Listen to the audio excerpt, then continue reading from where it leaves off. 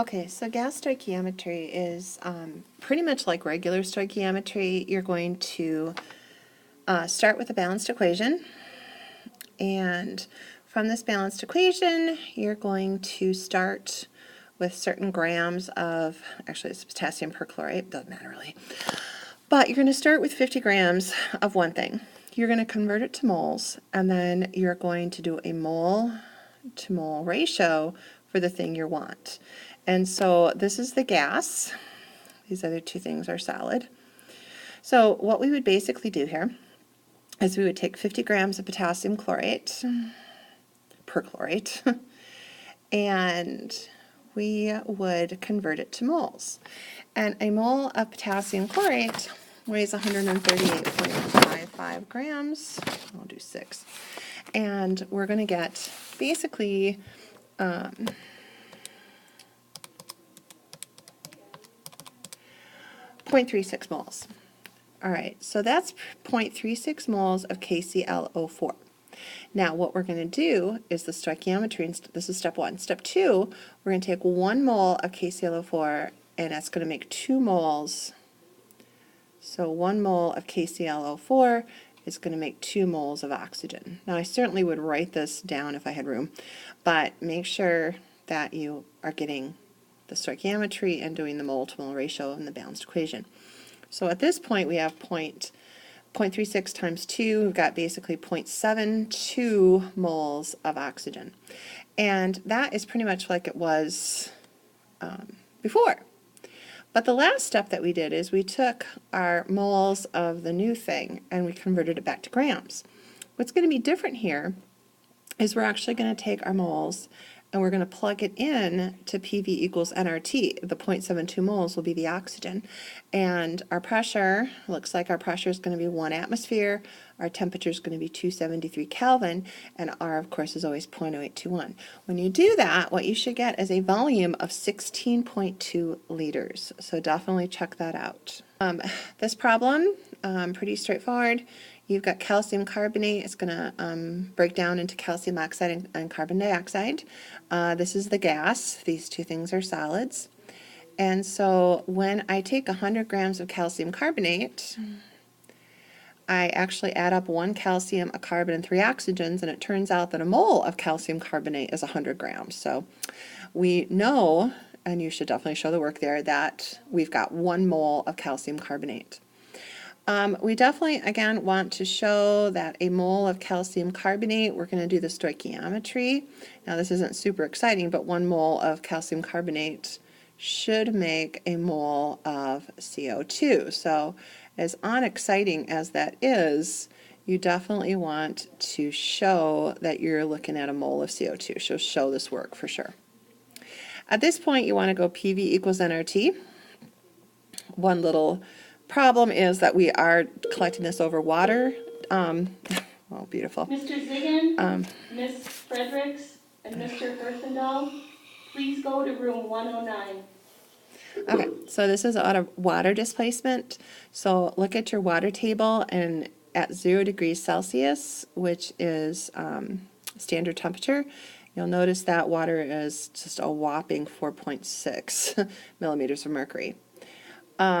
760 millimeters of mercury is in an atmosphere, so you're looking at basically 0.006 atmospheres that we're going to subtract.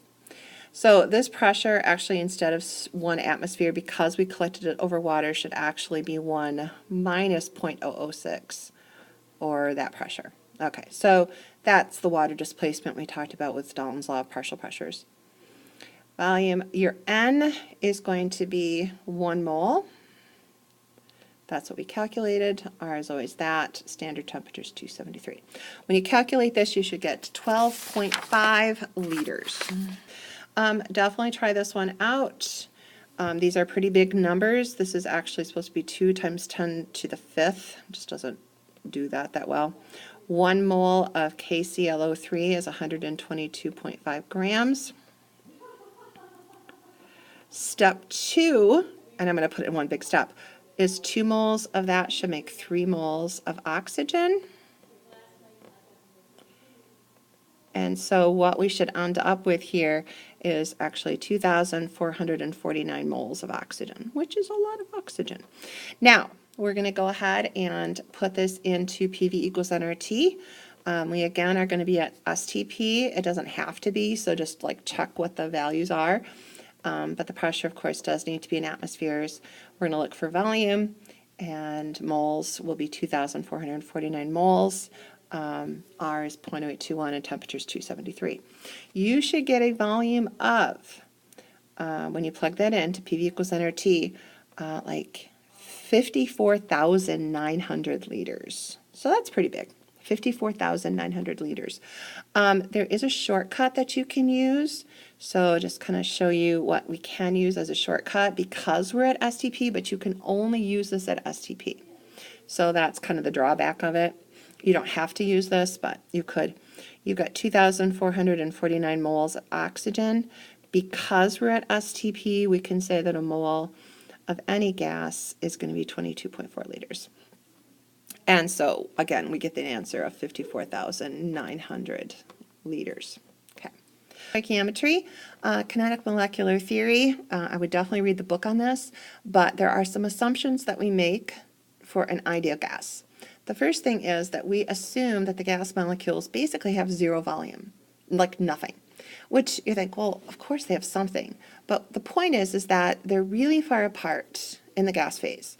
And what we're saying is that their volume or their size is just nothing compared to the size of the container that they're in. Now, as we start to compress it, the size, the volume gets smaller. This may not hold true. Their volume could be something that we'd have to reckon with. But if we keep the volume big enough, the pressure low enough, this should be valid. Negligible, zero size compared to the space that they're in. They don't attract one another. IMF's completely broken. So when we look at those intermolecular forces, there's just no attraction whatsoever. So if we were to take a look at a lot of different gases like CH4, N2, H2, CO2, they're all nonpolar. They're all London dispersion forces. But we would probably look at the biggest one here, CO2, and say, well, that's the heaviest, so it'd have the strongest intermolecular force. So that one would behave the least ideally of any of these. Because what we're going to assume here is that there's no attraction whatsoever. The IMFs are, nothing. So this would probably behave, hydrogen would behave the most ideally, and this would behave the least ideally. Pressure is basically the particles hitting the sides of the container. So think about this in terms of, well, what if I have a smaller container? Well, then there's some issues because the size of the molecules becomes significant then. The particles are going to hit the sides of the container more often. We're going to get a higher pressure of gas. So all these things are related. The average kinetic energy of the molecules is the Kelvin temperature. So when I say, hey, we're at 25 Kelvin, that's pretty darn low. These molecules don't have hardly any energy. Get it up to 1,000 Kelvin, well, now they're moving, okay? And again, that means they're hitting the sides of the container more frequently, so the pressure is going to go up. So all of these things, again, there's a relationship here. And the last one, they travel in straight paths between the collisions. All right, so there's just a couple of things. At fairly high temperatures and low pressures, the gases will follow our ideal gas law. Why? Because high temperatures basically mean the gas particles are moving fast, no IMFs can catch. Low pressures and hence high volumes mean that the particles have practically no volume themselves compared to the space between them. So these are the conditions where our assumptions are true and that the gas will behave at PV equals nRT. How is this different? Well, what happens is we have to amend this to a more complicated formula. Oh, and there it is, but you really don't need to know that.